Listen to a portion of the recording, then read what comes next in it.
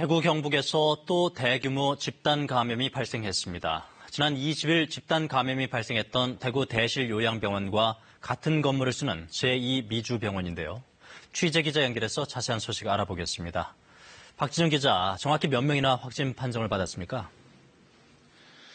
네, 60명 넘게 감염됐습니다. 이번에 집단 감염이 발생한 곳은 정신과 치료 전문 병원인 제2미주병원입니다. 이 병원은 지난 20일 대규모 집단 감염이 발생한 대구 대실요양병원과 같은 건물을 사용하고 있습니다.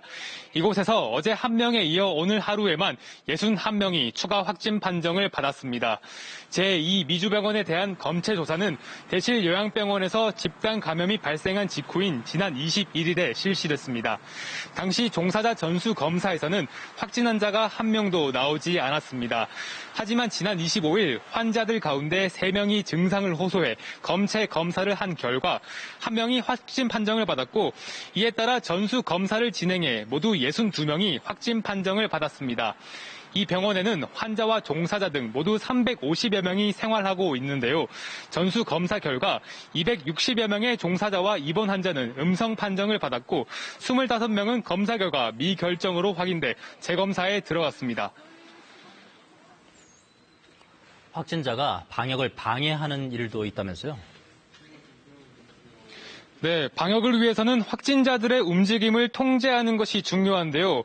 확진자들이 생활치료센터에서 무단 이탈하거나 자신의 동선을 정확하게 밝히지 않는 등 방역 방해 행위가 이어지고 있습니다. 무증상 경증 확진자인 신천지 교육생 A씨는 어제 오후 충북 보은의 치료센터를 무단 이탈했다가 뒤늦게 이를 알게 된 관리 직원에 의해 시설로 돌아왔습니다.